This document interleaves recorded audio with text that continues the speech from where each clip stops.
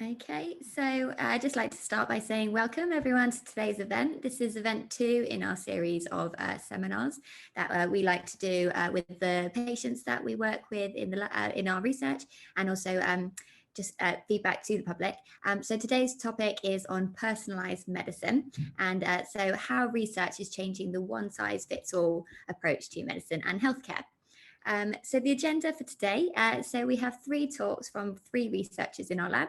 So the first talk is from Annalisa, a PhD student in the lab, and she's going to explain a little bit about what we do with samples that we collect in clinics, so with our patients, usually blood samples, how we process them in the lab, and then how the results of this analysis feeds back into patients' treatments. Then talk 2 would be from Lucia, who's a senior research technician in our lab, and she's going to explain a little bit more about personalised medicine in detail, and specifically some applications in a disease called Sjogren syndrome. Then we'll have an option for Q&A. So at any point throughout today's event, you can submit your questions to Slido. We will only be taking the questions via Slido and not in the Zoom chat. So please just do post them in there. Yes, so there'll be an option for Lucia and Annalisa to answer all of your questions. And our final talk will be from Dr. George Robinson. He's a postdoctoral researcher in our lab, and he's going to explain a little bit about personalised medicine in adolescent rheumatology, specifically lupus disease. And then there'll be opportunity to take more of your questions, and George will be able to answer them later on. And then we'll have a few more interactive live polls with Slido. If you do have any technical issues, please email this email shown on screen here, and we'll be able to address them for you. Yeah, we'll just get started in a few moments, and we'll allow everyone a few minutes to log into Slido here, if that's okay. And I'll put the instructions back on screen here.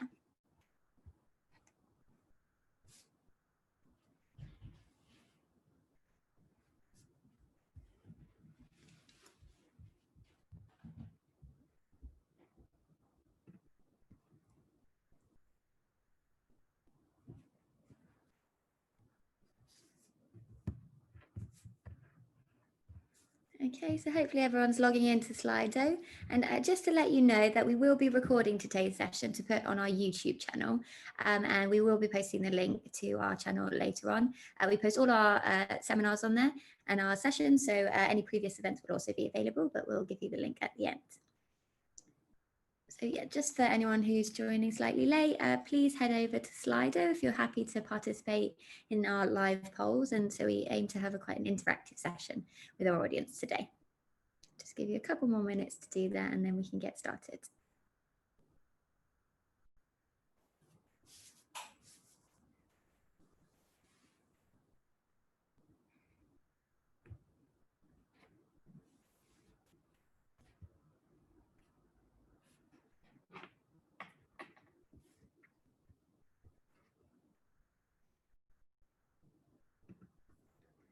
Okay, so perhaps we'll get started here. We're just going to do a short icebreaker so everyone can have a quick practice with Slido. So if I can ask you to turn your attention to Slido on your device, if you have it available.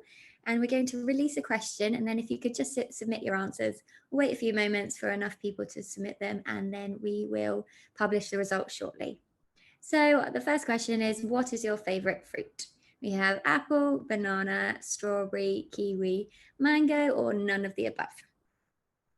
So if you just submit your answers through the app. Thank you.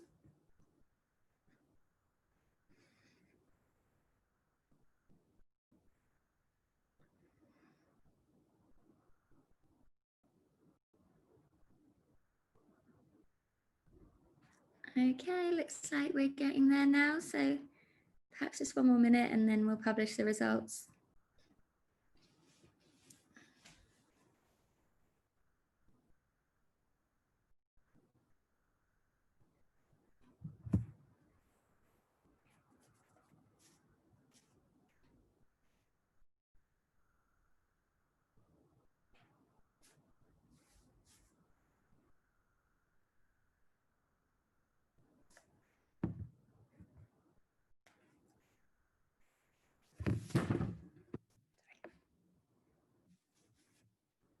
Okay, so should we have a look at the results for that first question? Clear, well tight for banana and mango. Lovely. Okay, so we'll switch back to the presentation now and make a start. So hopefully everyone feels a little bit more comfortable with using Slido. And again, as mentioned, at any time throughout today's session, you can submit your questions on the questions tab of Slido, and we'll be taking them at the Q&A points throughout today's talk. So firstly then, I'd like to introduce Professor Liz Jury, who's Professor of Experimental Rheumatology and the leader of our lab, and she's going to explain a little bit about what we do in the lab, who we are, and sort of, let Liz explain a bit better. Okay. Good morning. I'd like to give you a very warm welcome to our second online event, which is aimed at sharing our research with people affected by autoimmune disease, their friends and their families. So just a quick reminder, autoimmune diseases are caused when your immune cells, which are normally there to protect the body from things like infection and cancer, they start to attack our own bodies and cause damage. For example, in rheumatoid arthritis, there's an abnormal immune cell reaction against your joints. So research in the past has helped to develop many new treatments for autoimmune diseases, but not all of these treatments are suited to all patients. And so today we're going to be telling you about some of the work that we've been doing to match the correct treatment to the correct patient. So such research is needs a very, very large group of people with many, many different skills. And we've got a big group of scientists with many different skills, including computer skills and lab skills. And three of those scientists today are going to give you talks, as Laurel has explained. But also we work very, very closely with our clinical colleagues, so consultants that see you patients in the clinic, as well as nurses. And also we couldn't do any of this without our research coordinators and our research managers that make up part of the administrative team. None of our work could be done without our funders, and we're very grateful for the funding that we receive from our funders. But of course, we can't do anything without you, the patients, that also support us with answering our endless questions and providing blood samples. So a big thank you to all of you, and I hope you enjoy the next hour or so. Thanks very much. Thank you, Liz. Okay. Okay, thank you. So now we're going to, if you'd like to go back onto Slido, we've just got a few starter questions just to sort of gauge everyone's kind of understanding of the concept of personalised medicine. Absolutely no problem if you've never heard of it at all before. We just sort of want to gauge what everyone's feeling. So the first question is, what does personalised medicine mean to you? This is you can answer as many times as you like, as long as you like, just any words that sort of pop to mind. And if you've never heard of it, that's absolutely fine too. We'll just give you a few moments.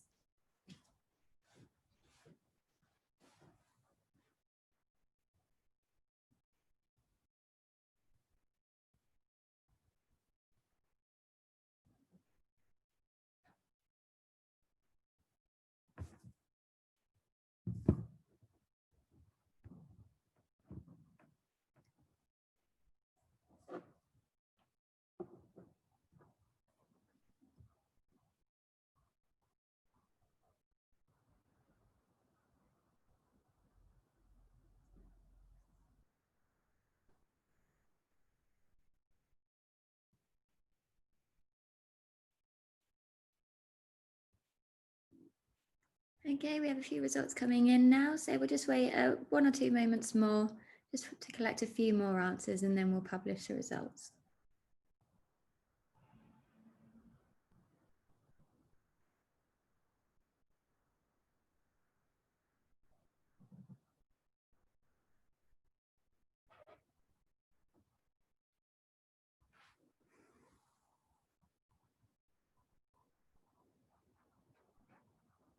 Okay, should we have a look here then what everyone's been thinking? Okay, genetics is a major one that comes up. So lots of different answers here. So being listened to and cared for, individual for your own symptoms, specific to your types of symptoms. Yeah, definitely. Tailoring drug treatment to individuals, definitely. Genetic information, it's really good. People seem quite aware of what sort of it means towards personalized medicine, genes, tailored treatments. Lovely. Yeah, so lots of the same, lots of very similar sort of personalized, tailored approach, maybe based something on genetics. Great, that's great. And then next question then, please. And so how do you rate your current understanding of personalized medicine? This is just on a 1 to 10 scale here. No problem, no judgment here, just to grasp sort of how everyone's feeling today.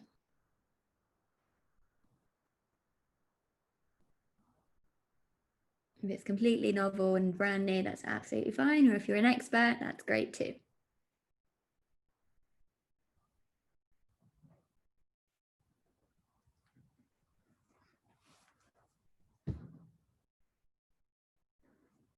Just another moment or so on this one.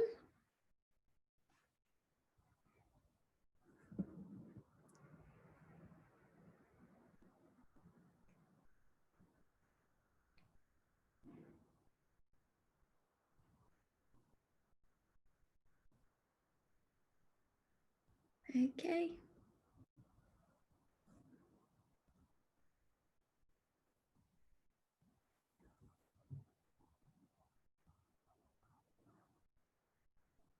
Okay, so if we have a look at the results then.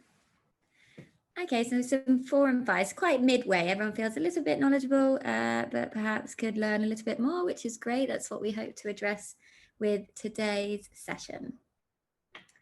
Okay, so just before we go on to our talks then, I'd like to introduce the topic of personalised medicine and what it actually means.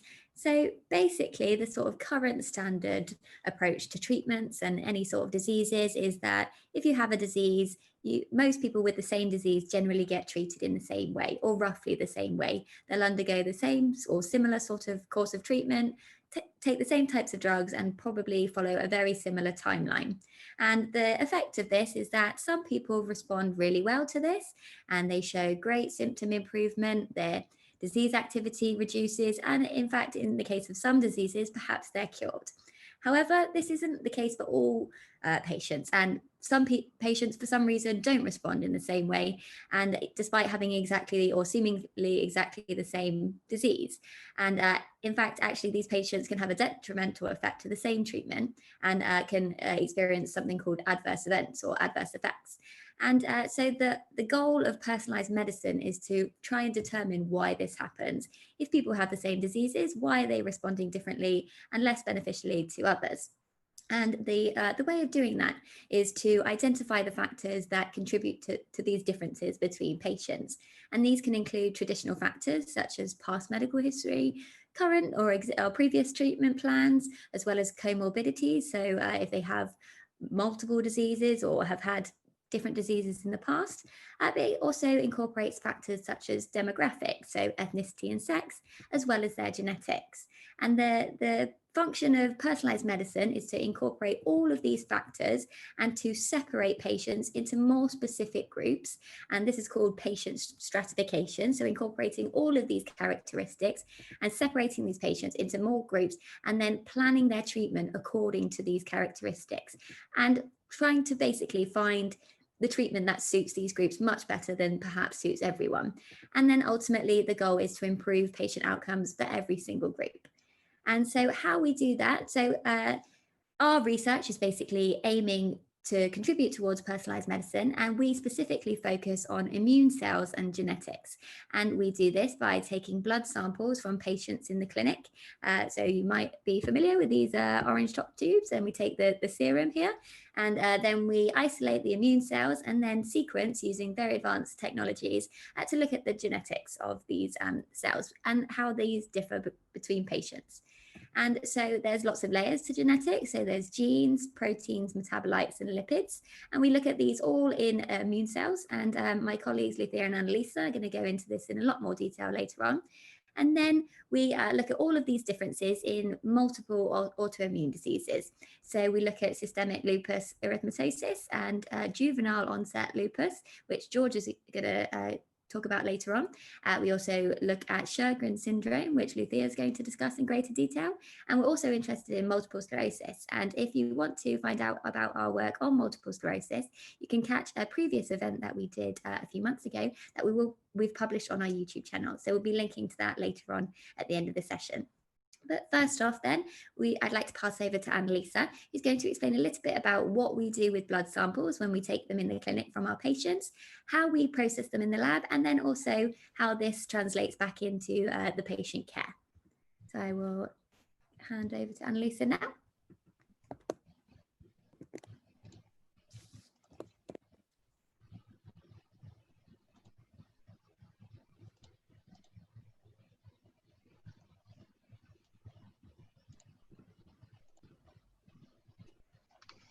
Good morning, everyone. Good morning, everyone. My name is Annalisa, and I'm a PhD student in Leeds Jurient in Spine Datora Lab. You're probably familiar with some of our names as we routinely meet you on Mondays at UCLH, and we want to show you what happens to your samples after your donation and how these samples are used to learn more about the disease and make important discoveries that can help patients. Patients donate their blood samples to our team at UCLH. Blood is collected into different tubes destined for different applications. We carry these to the laboratory where we process them, and a live streaming showing of the process done by a colleague is also available at this link here in this slide on YouTube. Some tubes with a yellow lid are used for the collection of serum. Serum is the fluid obtained when blood clots or coagulates and contains metabolites. Metabolites are small molecules involved in metabolism, conversion of food to energy, conversion of food to build the small bricks like proteins, fat, carbohydrates, and elimination of metabolic waste. Some tubes, called Paxgene tubes, are used for the collection of whole blood containing a large group of immune cells and are intended to study gene expression. Genes are made up of DNA that gives instructions to make molecules called proteins. And we use a particular technique called sequencing that enables us to read these genes and reveal the presence and quantity of genes at a given moment. Analyzing the continuous changes of gene expression helps to understand the physiological or pathological status of the body.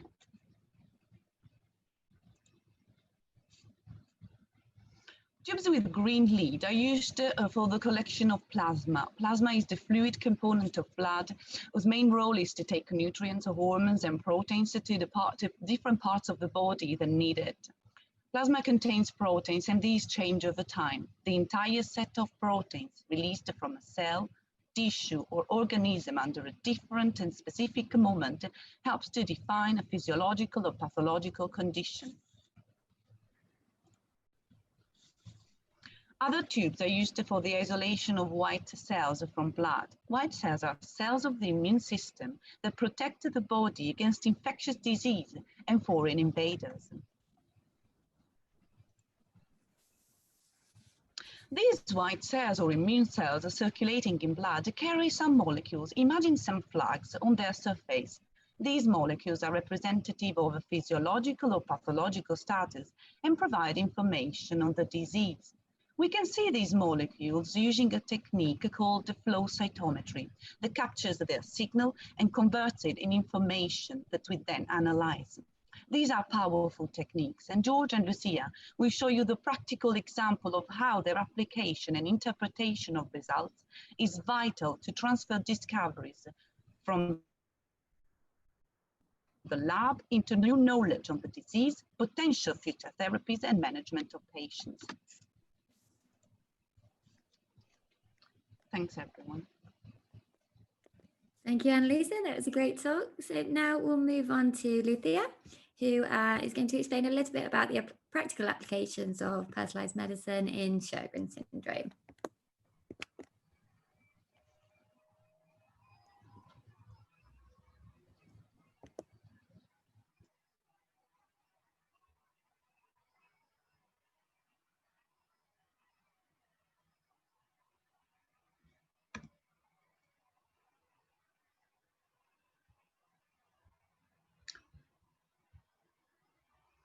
Good morning, everyone. My name is Lucia Martin-Gutierrez. I work as a senior research technician in the laboratory. And today I'm just going to give you an example of how we are trying to look for better treatments in autoimmune disease called Sjogren syndrome, how we are using the personalized medicines to look for better treatments.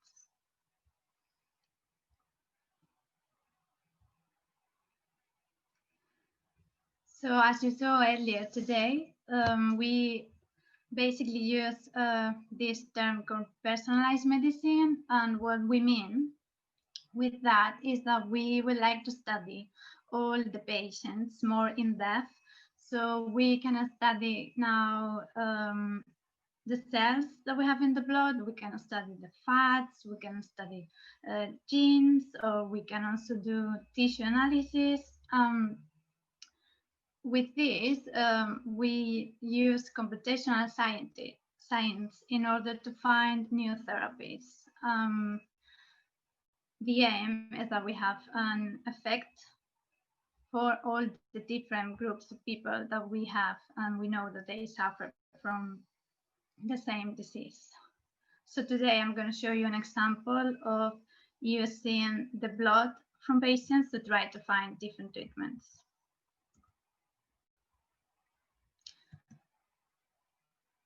So the condition I work on is called Sjogren syndrome. It's an autoimmune disease. It's a chronic autoimmune disease that's affecting mostly women. As you can see in the picture, it has it's affecting many different organs in the whole body, but it's characterized by dryness. They usually happen in the mouth and in the eyes.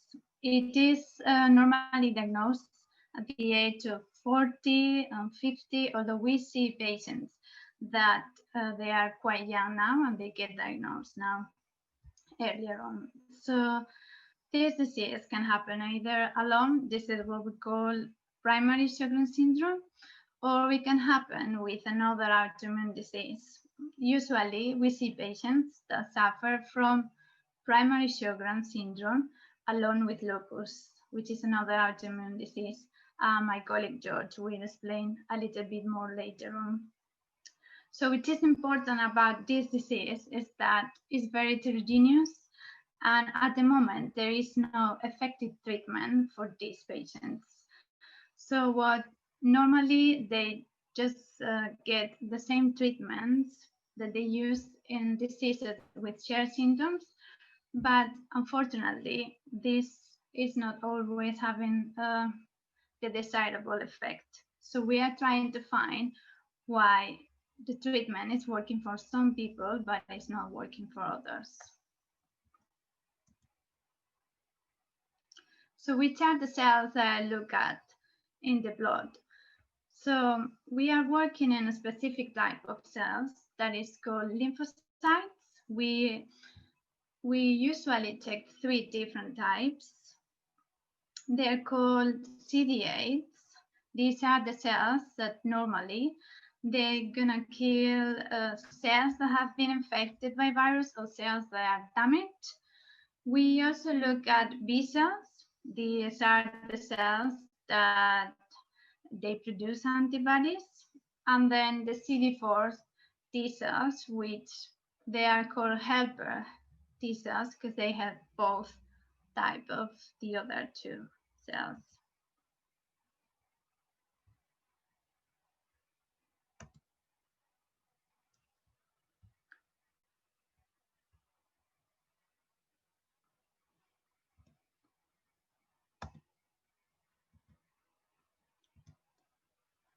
So how do we do this in the lab? So we isolate the cells from the blood, and as we said earlier, if you like, we have a YouTube video on our channel, so you can see this. Then how do we mark the cells in the lab? So what we do is that we have the cell, and these cells are going to have in the surface different molecules, different proteins. So in the lab, we are able to add some reagents that they're going to bind to the surface of the cell. And then we take these cells and we pass them through a machine that is called cytometer.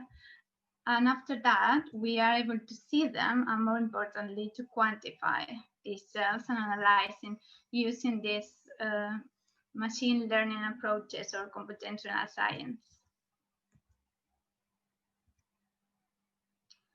So what have we done so far and what have we found? So in the lab, I have taken samples from patients that suffer from Sjogren's and patients that they are affected by lupus, and we have examined different types of cells. We have examined a total of 29 different cell types, cell subsets, and we have found that only 5 out of 29, they were different. So what this can suggest is that despite the name of the disease is different, when you look at the immune system of these patients, it's quite similar. You can see that it's very similar, and that's maybe one of the reasons that most of the times they get the treatments that they are working in another disease.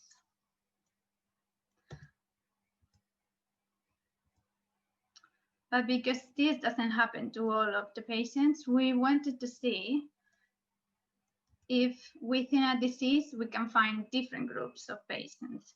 So in order to do that, we have combined the samples of 3 different diseases all together, and we have analyzed all together. So we have taken samples from patients with Sjogren's, patients with lupus, and patients that unfortunately suffer from both lupus and Sjogren's. This is what we call secondary Sjogren syndrome. And we have performed a test in order to see if we could identify groups. After doing that, we found 2 different groups of patients. Very interestingly, these 2 groups of patients were formed from the 3 diseases together. So we have one group where we can find Sjogren's patients, lupus patients, and secondary Sjogren's patients, and we have the same in group 2. So why do we have 2 different groups? What is different between them? So we found differences when we analyzed the cells of the immune system. We actually found differences in 16 out of 29 cell subsets. This is what we see in the lab, but what happens with the tests that they normally get done in the clinic? We have analyzed these 2, and we have found that between the 2 groups of patients, there was no difference on age, disease direction, or ethnicity, and also no difference on the treatments they were having. But then when we check some blood tests, for example, the levels of hemoglobin and the levels of erythrocyte sedimentation rate, which is called ESR, and it can be an indicator of inflammation, there was differences between these 2 groups. And also, more importantly, although our patients, they were not very active, the disease was not very active, we did see that one of the groups were not doing so well. So the last thing we wanted to check was that if we could predict how a patient is going to do with time, depending on which group the patient is. So we have followed these patients for a period of 5 years since we got the blood sample. We have recorded their blood test and also the disease activity. And what you can see here in these graphs is that every line represents a patient. In orange, you can see the patients that they belong to group 2, and in blue, you can see the patients that they belong to group 1. And we have represented the average.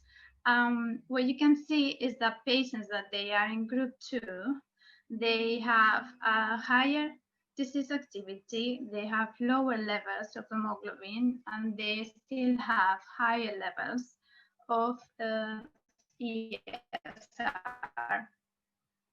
And this is exactly what we saw when we got the blood samples. So we discovered that these characteristics are maintained over the time. So just to summarize, what we have shown here today is that we have identified two different groups of people that they are affected by Sjogren's and lupus. And what we saw is that the immune system is very similar, so perhaps we should just check the immune system rather than the disease name. And then we could use this just to identify better treatment options. So hopefully in the future, we're going to be able to look at these immune cell characteristics and then have more targeted therapeutic approaches. Thank you. I would like to thank my colleagues for the help, the funders, and also everyone that has donated a blood sample or have done any questionnaires or help with the research over the time. And now, if you like, we are happy to take questions.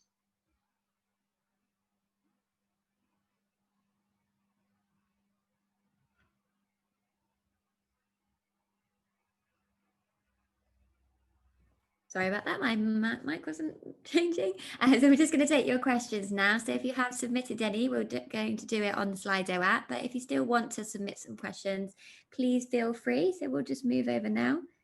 I think we have a few questions. Okay, so yep, thank you to everyone who submitted, and thank you to Lucia and Annalisa for their talks. So the first one, how long does it take to get the data after the donation of the sample? So Lucia, could you answer that one, please? Yeah, sure. So we normally spend, when we come back from the clinic with the blood sample, or we take the sample in our lab, we usually spend around 2 hours to get the cells that we need. And after that, the process of seeing these cells, it takes normally like half of day. Then the analysis another day. So I will say in 2 or 3 days, we were able to see and to quantify the cells and to get the data that we need.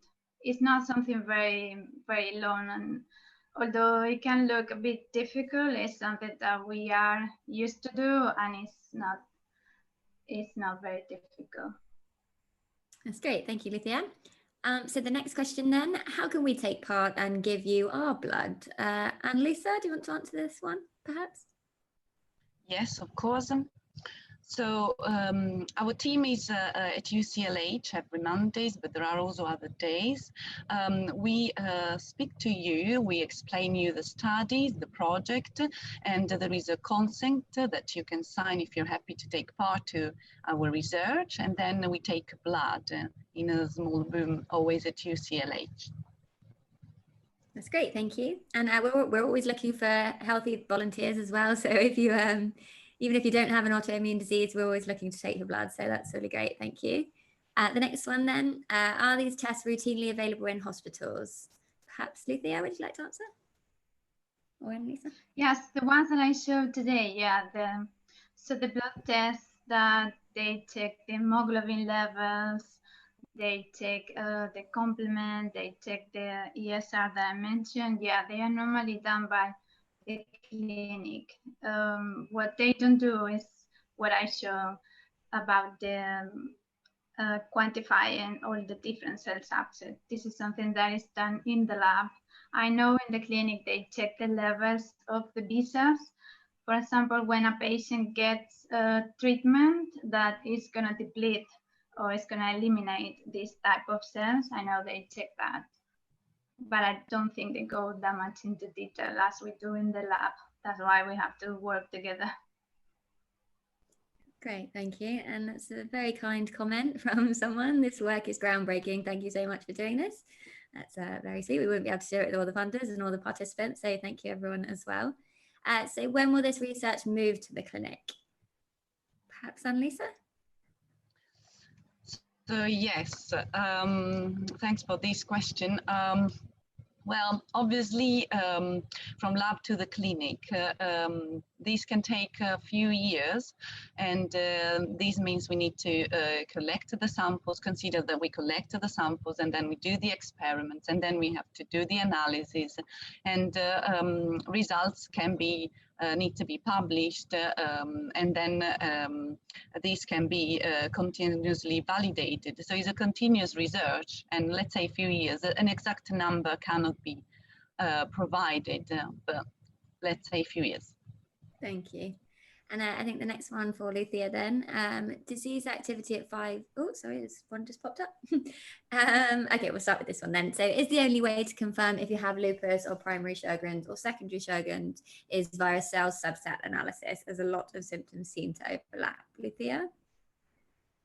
No, this is something that is going to be confirmed by your doctor.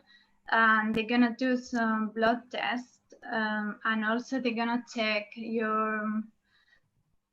they're going to do a few questions just to assess things like dryness, which are characterized by that is happening in Sjogren's. So this is something that it will be done at the clinic with the doctor. Thank you. And again for Lucia then, so disease activity at 5 years seems similar, but ESR different. And ESR, as mentioned, was a measure of inflammation. So why is this? So what I showed today is that if the disease activity was high, the ESR was also high. That's what I saw today. But there are many different reasons why the ESR can be up and down, and one of them is inflammation, and that's why we check this, because we saw it was different and we wanted to know if it still was high, because it can indicate inflammation. Great, thank you. And another one for Lucia. What were the additional differences in immunology seen in the 2 groups versus the original 3? So what are the differences between Sjogren's and lupus? So at the beginning, we just compare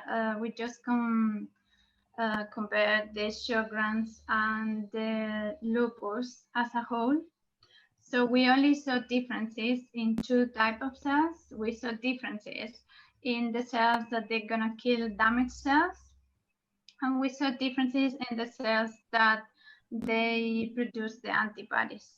But when we compare the 3 groups, we saw differences in these 2 types of cells, in the CD8s, in the B cells, but we also saw differences in the cells that they are called CD4, that they help the others with their functions. Great, thank you. The next one then, thank you everyone for all your questions today. They're really interesting questions. So are these immune group similarities found in other autoimmune diseases, or is it just Sjogren's and lupus that are similar? Perhaps Annalisa, would you like to answer this, or Lucia? Perhaps both of you, both interested in Sjogren's and lupus? Yeah, so these immune groups, they are found also in Sjogren's, lupus. We also see we see patients with juvenile lupus that they have differences. So I think this is something that we can apply to other diseases. Great, thank you.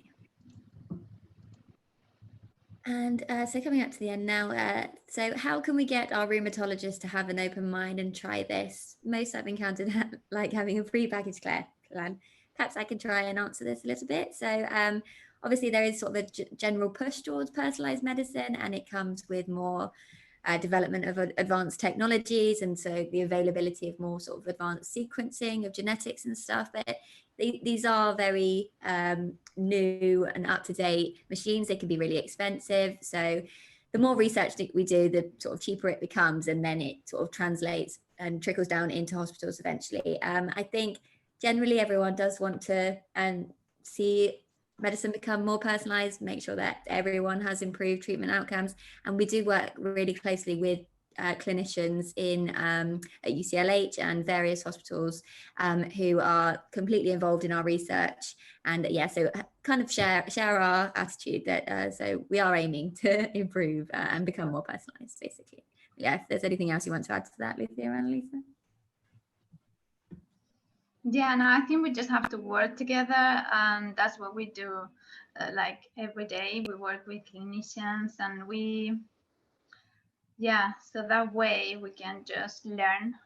Yeah, it's a very collaborative. A little bit more. It's very collaborative, and we work like computational scientists and people that will work in the lab and then in the clinic. So I think the future is going to be that we're going to have more tailored treatments. And all this research is very recent. So Lucia's working on this currently. So it will eventually sort of make its way into patient care. It's just cutting edge, let's say. So the next one then is if a person has all the manifestations of a disease but tests seronegative, but still is diagnosed with it, are they excluded from our research? So no. Yeah. Okay. They're not excluded, but they can still take part. Yeah, because depending on what we work on, we're gonna exclude things that they're gonna influence the data. For example, because we are studying the immune system, in our study, we are not gonna ask anyone that has, for example, a flu jab recently, because the immune system is gonna be dealing with that. Then when we do our studies in the lab, it can show the influence of the flu jab instead of showing what's happening because of the disease. So these are the things that we exclude, but this is all written in our patient information sheet. So when we talk to the patients, we are gonna ask them a few questions just to find out if they can be in the study or not. But this is not, in our case, this is not one of the exclusion criteria. Okay, thank you. And so the penultimate question then, perhaps for Lucia, have you mapped the therapeutics to different group profiles? So the drugs, biologics and treatment. Yeah, so we have the record of the different groups. That's what we saw is that they were treated very similar. There were no differences on treatments. And this might be also because the patients that we have recruited for this study, they were not very active. So we believe that this might be one of the reasons that the treatment is not different between them. Yeah, that's great, thank you. And then the final question, will you expand your research to immune disorders from other departments? My primary disorder is ITP, autoimmune thrombocytopenia, cared for by hematology. Perhaps I can try and answer. So currently we are mainly interested in rheumatic diseases, so MS, lupus and Sjogren's, but we are also interested in cardiovascular disease. So this is related quite closely to lupus, as lots of people with lupus are very prone to getting heart disease. So that's sort of linked to hematology, but we don't currently look at ITP. But yeah, these research methods are sort of suited to looking at any disease. We're looking at metabolites, proteins, genes, etc. So they're all relevant to all diseases. So perhaps in the future we can expand it to different areas, but I'm sure probably someone is looking into it as well. I don't know if you agree with that, Lucia and Annalisa? Yeah. Yes, we can. Great. Well, thank you everyone for all your questions. Those are really interesting. And we will now move on to our next talk by Dr. George Robinson. So he is going to explain a little bit about juvenile onset lupus, so basically lupus in teenagers and personalized medicines linked to adolescent rheumatology. Okay. Thanks, Laurel.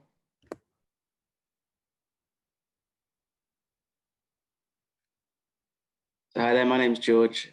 I'm a postdoctoral researcher working at University College London in the Centre of Adult and Adolescent Rheumatology. And I'm going to speak to you today a little bit about our research in our lab, where we use patient stratification of young lupus patients by their heart disease risk in an attempt to try and improve treatment and patient outcomes.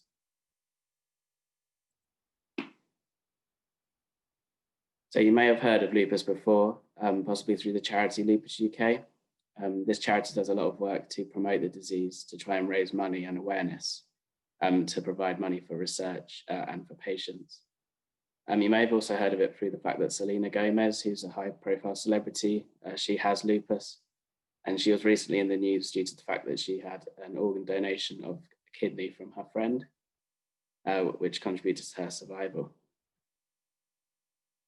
And you may have also heard of it through the TV series House, where it's ironic that it's never lupus, despite the symptoms being lupus symptoms in the TV series.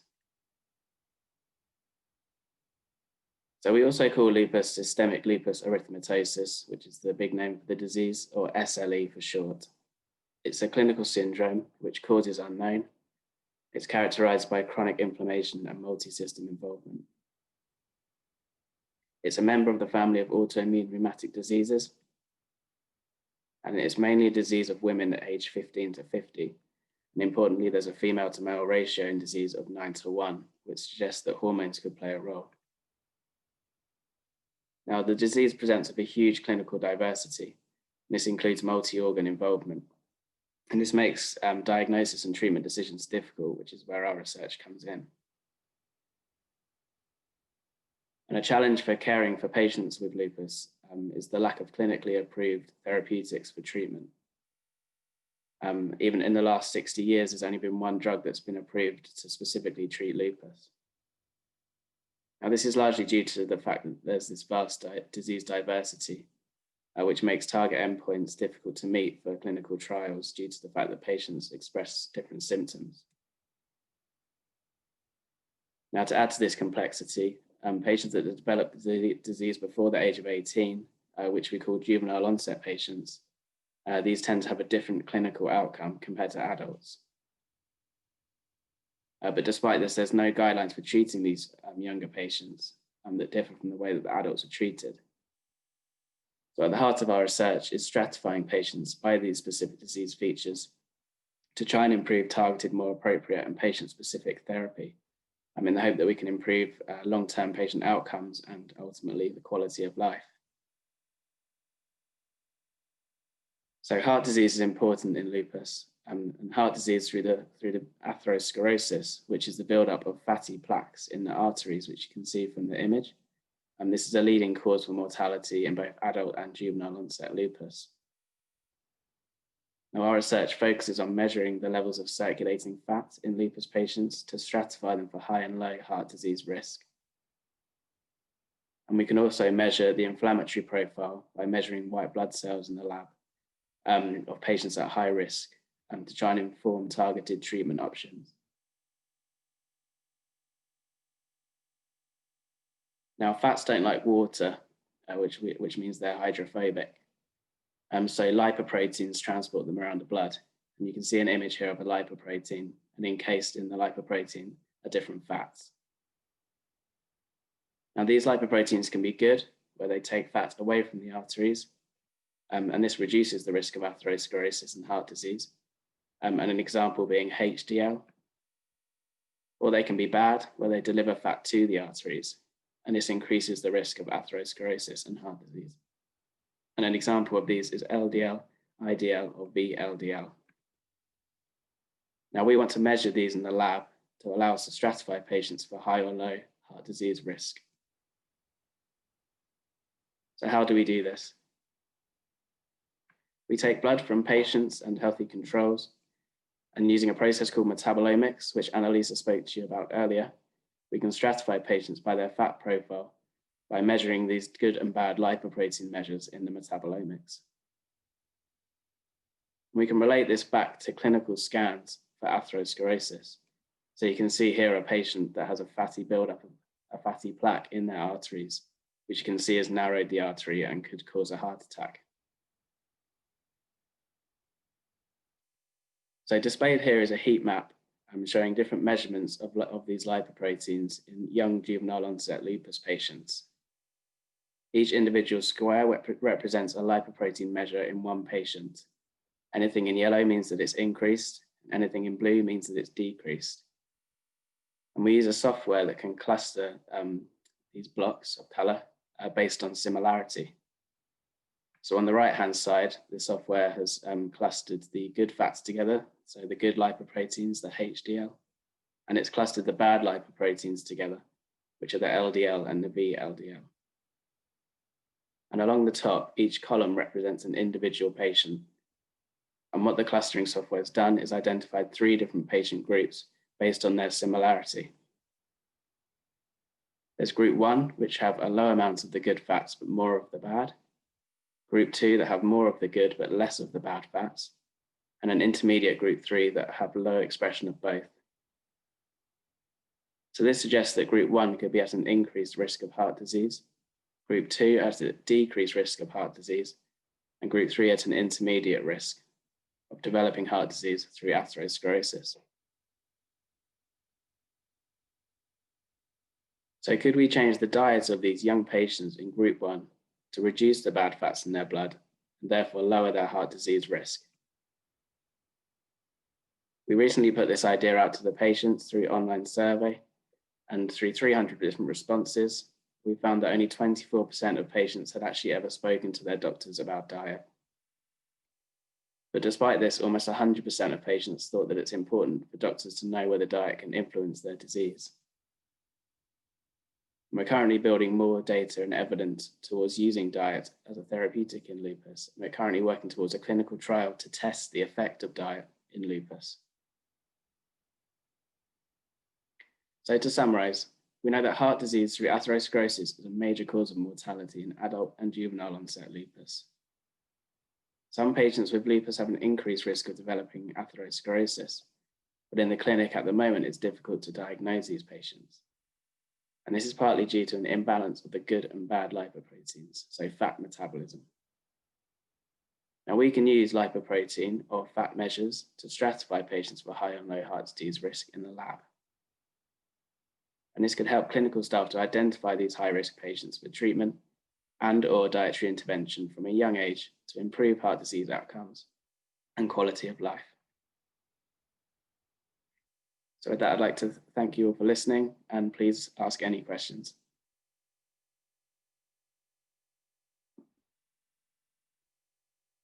Lovely, thank you, George. So again, we'll move over to the Slido app and take any questions that you've submitted, and then George can answer them.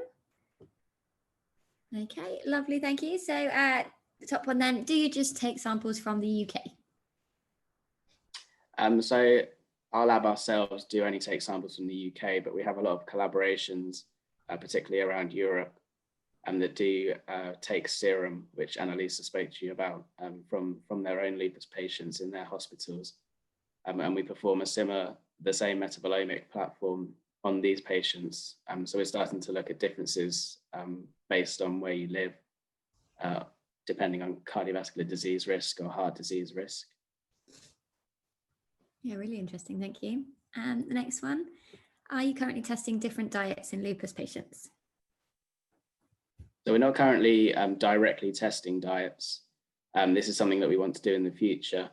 But what we are currently doing is asking patients through high throughput surveying to see if patients have been on diets and if their symptoms improved. So this is mainly through self-reported symptoms, but we're starting to build evidence that specific diets could be beneficial. So that's something for the future. Great. And do you think this approach can be applied to other autoimmune diseases? Definitely, yes. So we use this same platform across different diseases due to the fact that these are all inflammatory diseases. And similar to lupus, other autoimmune diseases also come with an increased heart disease risk. So it's important to apply these techniques across all autoimmune diseases. Great. And then the next one, should lupus patients be offered a regular HDL LDL test as part of routine blood monitoring, do you think? Yes, I think that would be a good idea, because even if you're not overweight or having traditional heart disease risk factors, you could still have what we call dyslipidemia, which is where you have an imbalance in these HDL and LDL molecules, which you may not be aware of. So I think that would be important, yes. Yeah, great, thank you. Can the lipid profile fluctuate in the same person over time? Could I, for example, jump from group 1 to group 2 and back in a short space of time? So we find links between disease activity. So I don't know if you're a lupus patient or not, but in lupus, there's disease flares where all of a sudden you can become more inflammatory. We find that there's a link between this and a dysregulated fat profile. So we think that there is a possibility to jump between these groups, as you say, in short periods of time, but hopefully through diet or other therapeutic interventions, we can try and control this.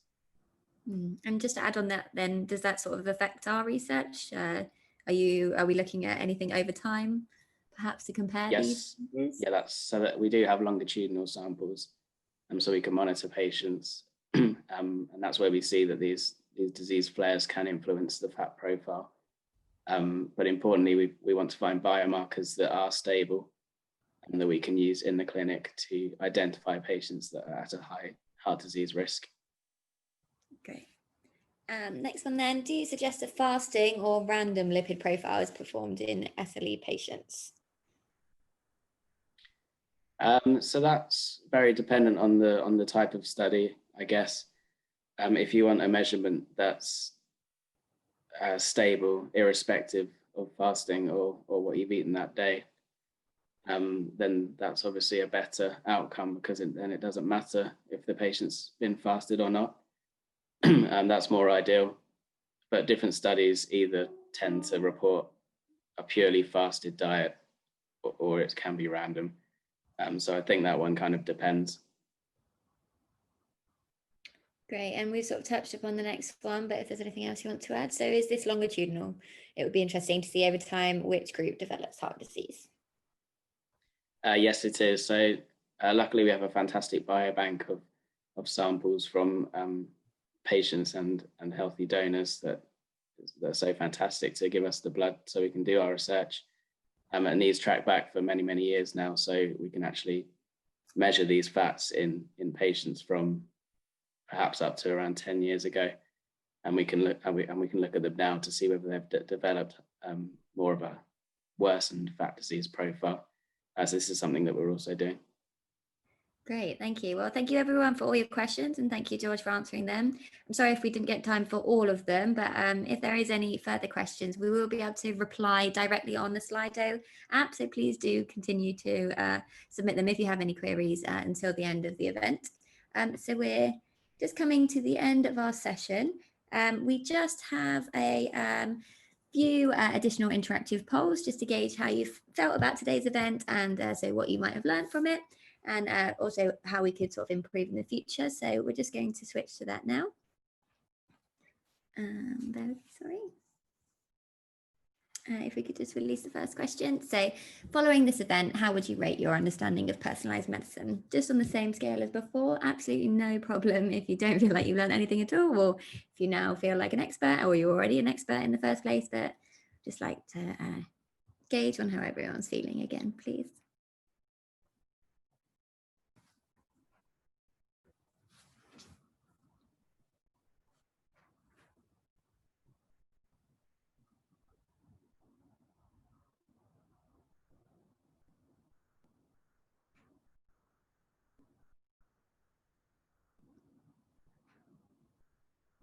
Okay, just another minute or so just to get a few more answers in.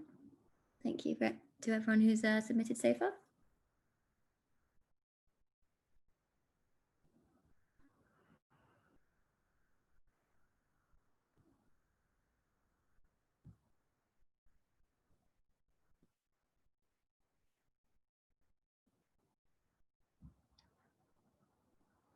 Okay, should we publish the results? Well, it's definite improvement. That's great to see. I'm glad hopefully everyone's enjoyed today's event, and a 7 out of 10 is pretty good. Again, we will post some links later on about how you can find out more research about our, more information about our research. The next question then, how much do you feel that a more tailored approach to medicine could benefit you personally? Perhaps if you're a patient or you have an autoimmune disease or undergoing any sort of treatment, do you think a more tailored approach could benefit you personally. So will benefit me greatly, benefit me somewhat, or will not benefit me.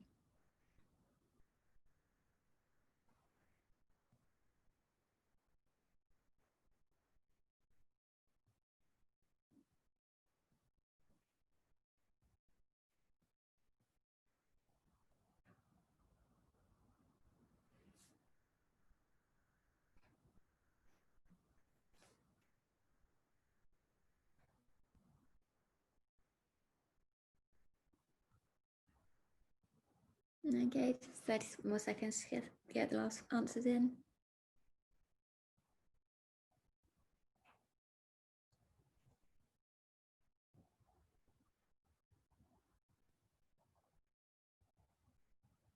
Okay.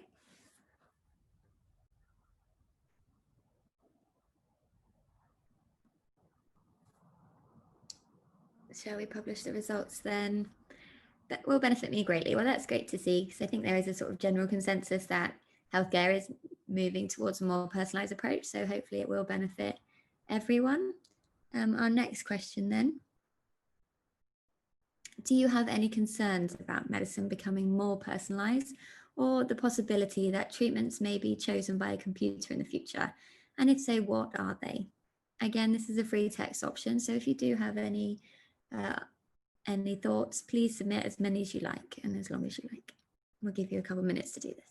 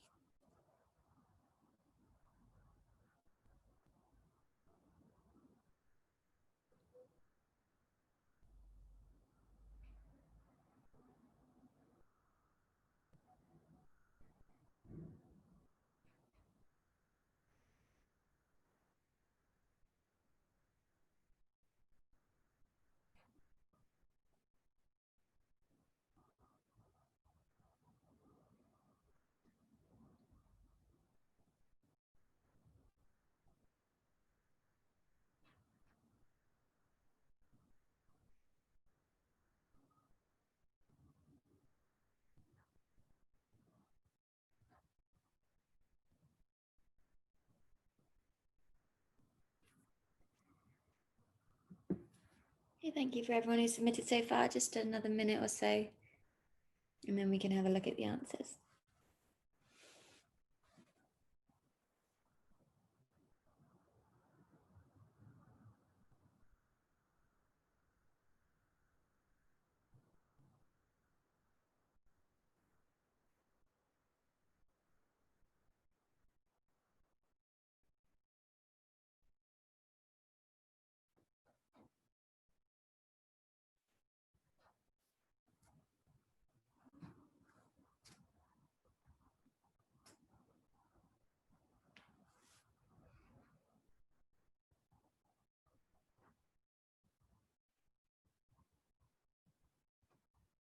Okay, if we can start looking at the results then. So the only concern is when the current system is hardly optimum. Okay, well, so hopefully room for improvement there. Yes, because if the medicine doesn't work, they've disappeared. My real concern is that there may not be adequate control measures as with broader studies. However, I'm still receptive to personalised treatment. Okay, that's what I'm seeing. So basically hoping for safe control comparisons, perhaps with healthies or different diseases might be a good option. Back to the one we mentioned earlier, so because if the medicine doesn't work, then we'll be back to square one. Yes, obviously that's sort of the issue with drug trials and clinical trials. They are a very developing process, progressive process, and it is sort of how people get on. If done well, should only be beneficial. Medicine run by inflexible protocols too much at the moment. Yeah, that's a really interesting point. So obviously it's sort of for safety measures to keep very strict to rigid protocols, but obviously maybe people fall out of line in these and get lost along the way. So a more tailored approach might definitely improve that. But alternatively, it might be hard to sort of write these protocols and keep it safe for everyone. But yeah, definitely something to consider. Anything that shifts us away from the current paternalistic system where we are ignored, not listened to, and not even provided with our blood results. That sounds very frustrating and that would definitely benefit from a more personalized approach, perhaps longer clinic sessions, and perhaps web tools to access your blood results would be really useful. Maybe we'll go towards that in the future. Any others there? I think that sort of covered them all. Okay, great, thank you. So thank you for all of those. So some concerns maybe with the actual standard of care and the sort of current standard as well. So hopefully with more research, sort of more liaising with clinicians, hopefully we can sort of improve this in the future. We just have 2 more questions. So the next one then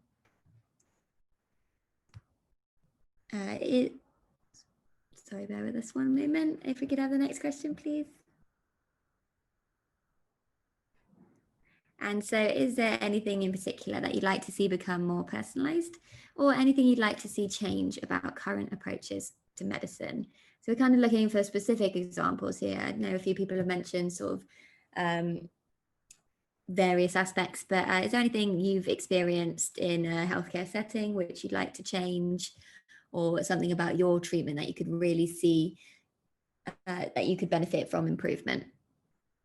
Not to worry if you can't think of anything, it's quite hard, but yeah, any ideas? Or perhaps something you experienced that you thought could have been improved, or perhaps something you've noticed has become more personalized and you'd like to see more of it in the future.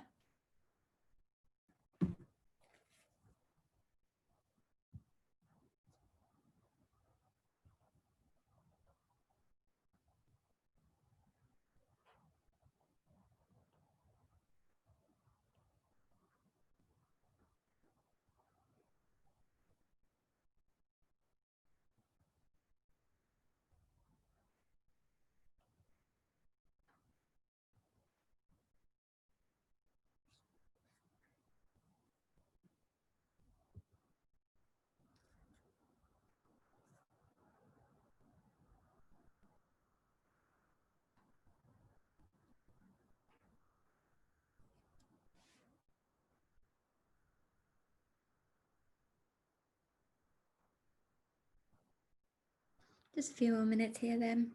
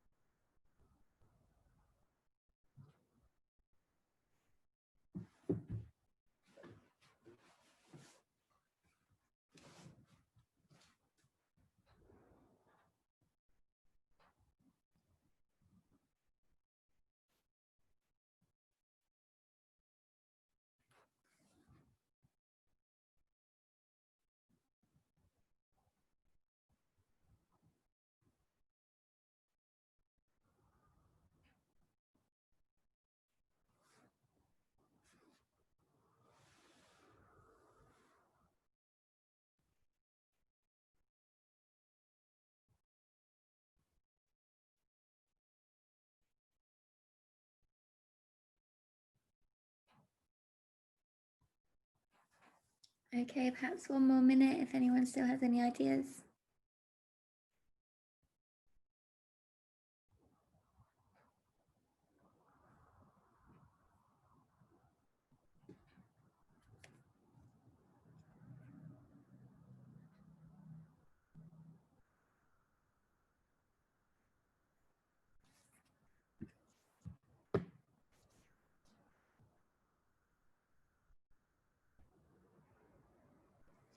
Okay, thank you then. Let's publish the results. We'll have a look if anyone stops it with anything.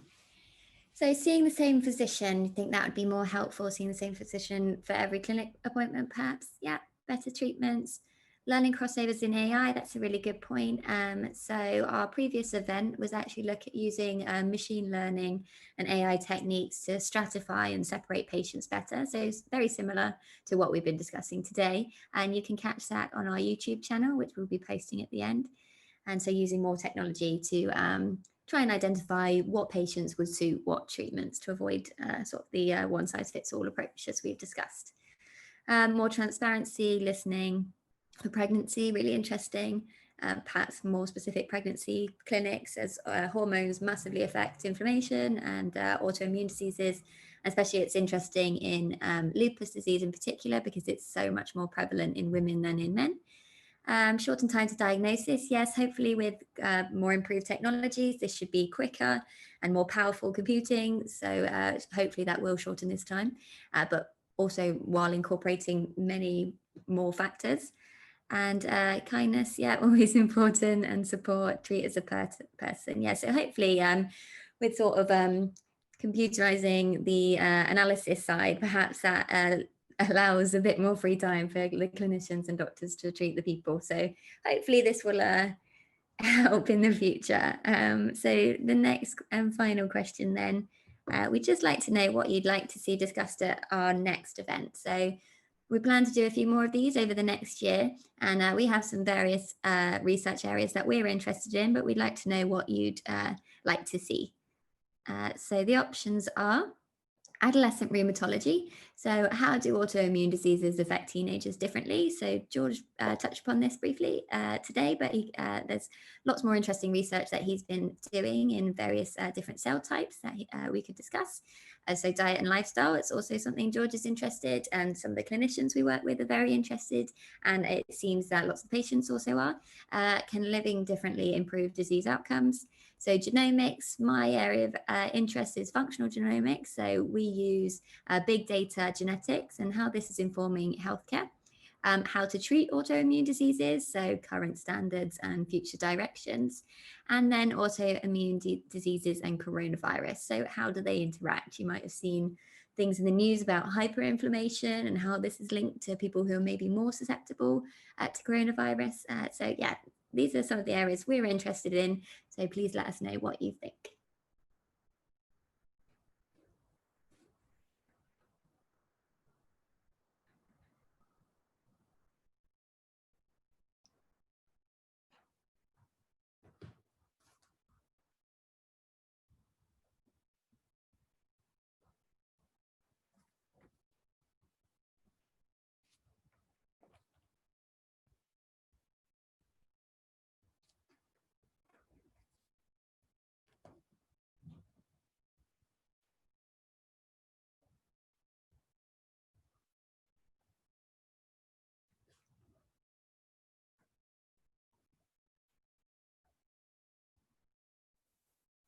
Okay, we'll just go for one more minute then, if anyone hasn't yet answered.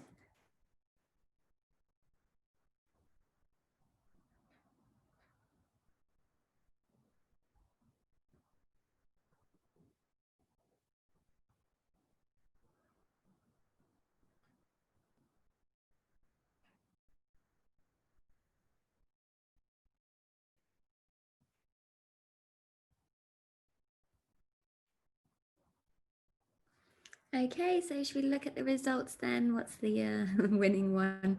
Diet and lifestyle. Okay, so we are really interested in how diet can mediate the sort of risk of heart disease in patients who are really prone to getting heart disease, such as in lupus and other autoimmune diseases. This is definitely something we're really interested in, and it's nice to see people are interested in the other ones as well. So we will definitely take that into consideration over the next few events. So thank you very much for all your feedback.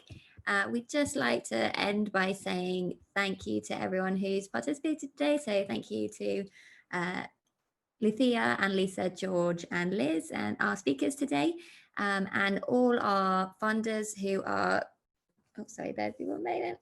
All of our funders who obviously keep up with our research and support us, which can be seen all down here.